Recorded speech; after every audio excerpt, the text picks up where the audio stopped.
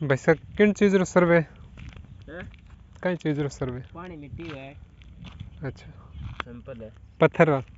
मैंने कूटना पड़ेगा मैं करे कुटी के दो रहा ओए ये इसको लगाना अलग अलग फिलिंग डालना होगा चीज रो पतो लगाना चाहे वो जैसे पानी है कितने इंच में पानी है कहाँ पर पानी है इस जगह क्या है पत्थर है क्या है अच्छा वो पूरा पता लगता है नहीं पतो लगाने बाद में और कोई प्रोजेक्ट चली या उन बारे में थान कोई नॉलेज है ध्यान है वो मेरे को तो नहीं हो भी था अभी हाल वो तो आगे रिपोर्ट चढ़ेगी कंप्यूटर पर वो फिर रहेगी ये अब जरूर नहीं है कि यहाँ पानी वहाँ भी हो सकता है हाँ इस एरिया में जरूर नहीं है कि यहाँ पर ही है। अच्छा जमीन के अंदर पानी कहाँ कहाँ पर है उस चीज हाँ, का सर्वे चल रहा हाँ है वही नमी कितनी है हाँ वही है? और इनमें किन प्रकार इक्विपमेंट लागू है मशीन में मशीन में ऑटोमेटिक लगा हुआ है एक मशीन सर के पास में उससे पता चल जाता है कि अच्छा। मशीन चालू है कि नहीं है मिनटें चालू है यानी इसका जो जो भी डाटा है सर उनके के पास उनके पास जाता है हाँ वो मंदिर है कौन सा देव यही गांव के मंदिर में पुजारी थे उनकी समाधि है वो अच्छा। गांव में बालाजी का मंदिर है विकास या विनाश सोचने वाली बात है जब इस तालाब का पानी गर्मियों के मौसम में थोड़ा कम हो जाता था इसका एरिया सिकुड़ जाता था तो नीचे चिकनी मिट्टी निकलती थी और उन्हीं मिट्टी की ईंटें बना के उसके दीवार बनाते थे घर की और उसी मिट्टी को पतला करके एक स्लाइड बना के मिट्टी को पकाते थे तो उसके थेपले बनते थे उसको थेपले और थेपड़े अलग अलग क्षेत्रों में इसको अलग अलग बोला जाता है तो उसकी छत बनाते थे लकड़ियाँ रख के उसके ऊपर वो रख देते थे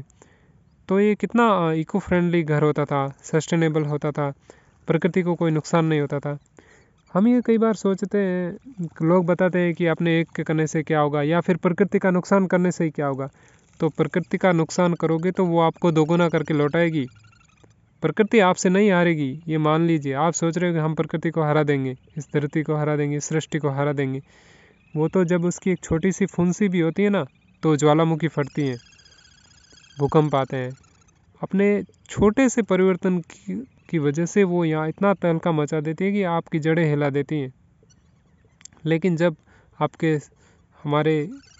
आने वाली पीढ़ी के साथ ऐसा होगा तब तक बहुत देर हो जाएगी तो हमें उन्हीं चीज़ों को अपनाना चाहिए जो हमारे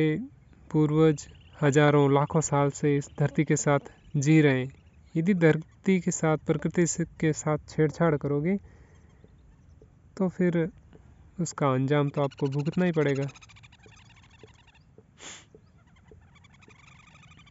और जो पुराने घर होते थे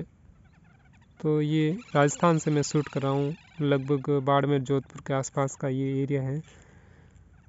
तो यहाँ गर्मी भी ज़्यादा पड़ती है और ठंड भी ज़्यादा ही होती है ऐसा नहीं है कि यहाँ ठंड भी नहीं होती तो जो पुराने घर होते थे वो वातानुकूलित होते थे जिसको अंग्रेजी में एसी बोलते हो गर्मियों में कम गर्म होते थे सर्दियों में कम ठंडे होते थे वो फायर प्रूफ भी होते थे वो हीट प्रूफ भी होते थे जितनी टेक्नोलॉजी आज की कंपनी आपको तरह तरह बताती है ना वो सारे गुण होते थे उन चीज़ों में प्रदूषण रहित होती थी शरीर के लिए स्वास्थ्य के लिए अच्छी होती थी शरीर की दीर्घायु होती थी क्योंकि बिना क्लोरीन वाला ये पानी पीते थे जिनसे हमारे टिश्यू हमारे सेल नहीं मरते थे तो हमारे हार्ट किडनी लंग्स उन सब की उम्र ज़्यादा होती तब क्लोरीन का पानी पी रहे हैं सेल मर रहे हैं उम्र कम हो रही है जो उम्र 100-125 साल होती थी वो अब 70 तक सिमट गई है आने वाले समय में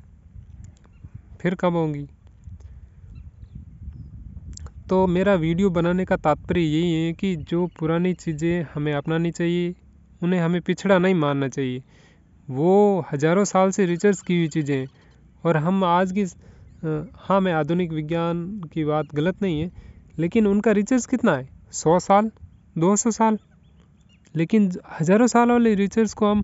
नकार नहीं सकते हैं इस तालाब में एक पूरी दुनिया बसती है पक्षियों की जीवों की यहाँ हिरण खरगोश नीलगाय जितने भी प्राकृतिक जीव यहाँ बसते हैं इस एरिया में वो सब इसी का पानी पीते हैं अब उनको भी नल की आदत लगा देंगे, क्योंकि इस पानी की साफ़ सफाई अभी तक तो है, क्योंकि ये पानी यहाँ के मंदिरों में चढ़ता है। तो अभी भी पुरानी रीत को कुछ हद तक हम मानते हैं। और एक गांव के अंदर एक बालाजी का बहुत बड़ा मंदिर है, वहाँ पर भी इस पानी का कलश हर रोज़ जाता है। तो इस तालाब की साफ़ सफाई की पूरी कोशिश करते हैं कि पूरा ध्यान रहे। सभी ग्रामीण अभी भी जागरूक हैं, लेकिन मुझे डर है कि आने वाली पीढ़ी इसको नकार न दे, क्योंकि जब इसका पानी ले जाना जब बंद हो जाएगा तो फिर इसकी कदर करने वाला कोई नहीं बचेगा।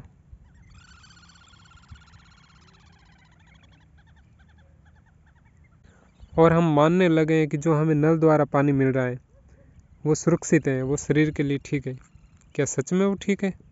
और इस पानी को हजारों सालों से हमारे पूर्वज पीते आ रहे हैं, तो उन्होंने कैसे इस पानी में सरवाइव कर लिया? उन्होंने कैसे अपने आप को बीमारियों से बचा के रख लिया इस खुले पड़े पानी से? तो क्या हम इस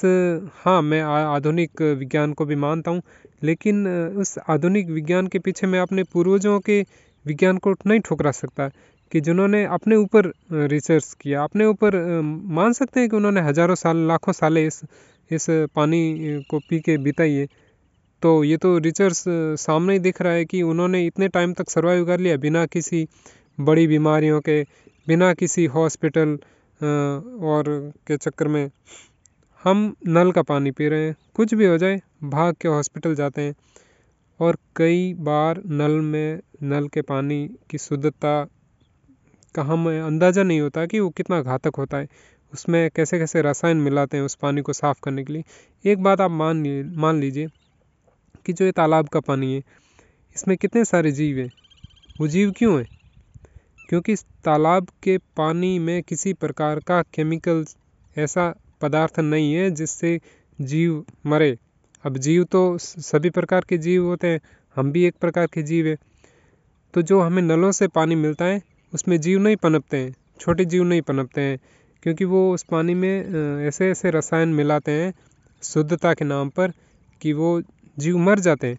तो क्या वो पानी हम पीते हैं तो हमारे शरीर के जो सेल है, जो हमारे शरीर की कोशिकाएं, वो नहीं मरती क्या? समय से पहले ही हमारे शरीर को कमज़ोर कर देते हैं। उसके अंदर ऐसे रसायन होते हैं उस पानी के अंदर। ये पानी जो बारिश का पानी है ये, तो इसमें किसी प्रकार की मिलावट नहीं है। और एक यदि इसमें मिलावट है तो पृथ्वी तत्व की है, जो हमारे लिए आवश्यक है पृथ्वी तत्व। क्योंकि पानी इसको आगोर बोलते हैं, ओरन भी बोलते हैं इस तालाब की जो बाकी जो खुला मैदान है। तो बारिश होती है तो नालों के जरिए वो इसमें आके इकट्ठा होता है और साल भर ये पानी चलता है।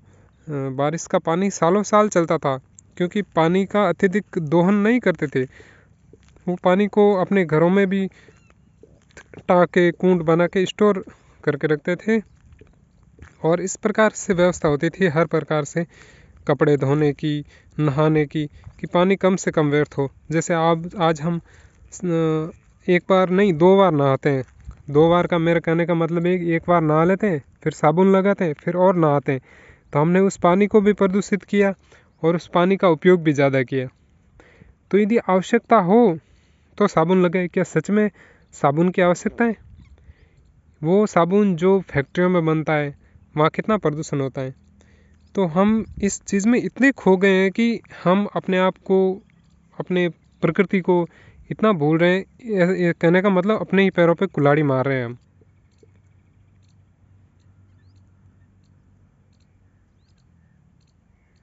हमें बताया जाता है कि विकास हो रहा है, गांव में नल आ रहे हैं, गांव में बड़ी बड़ी सड़कें आ रही हैं, बिजली आ रही है। क्या वो सब इन पेड़ों के बिना संभव है?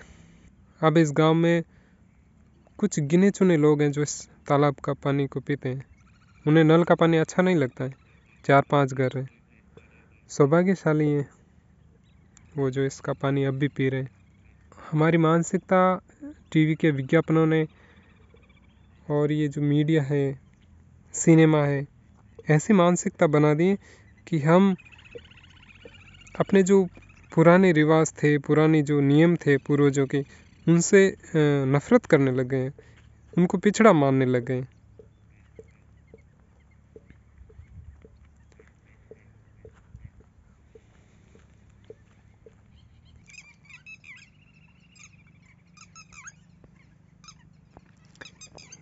मेरे दिमाग में ये वीडियो बनाने के विचार इसलिए आए, आपसे बात करने का विचार इसलिए है कि मुझे रात में सपना आया कि जो गांव में जो पाइपलाइन आई है वो किसी वजह से फूट गई है और उसका सारा पानी इस तालाब में मिल गया है। मैं रात को एकदम जाग गया, फिर एकदम सोचा अरे यार ये तो सपना था, क्योंकि जो नल का पानी उसमें क्लोरीन मिलाते हैं और वो पानी यदि इस तालाब में मिल जाता, ये हकीकत में यदि मिल जाता है, तो इसके अंदर जितने भी छोटे जीव होते हैं वो सब मर जाएंगे। तो यहाँ इस तालाब में जो जीवन चक्र है, जैसे ये दूसरे पक्षी हैं, बतखें हैं और जीव हैं, मेंढक है, उनका सबका जो एक साइकिल है वो ख़त्म हो जाता, क्योंकि ये बतखें छोटे जीवों को खाती है, वो छोटे जीव इस पानी के अंदर के छोटे बैक्टीरिया को खाते हैं, तो ये एक दुनिया बसती है इसमें।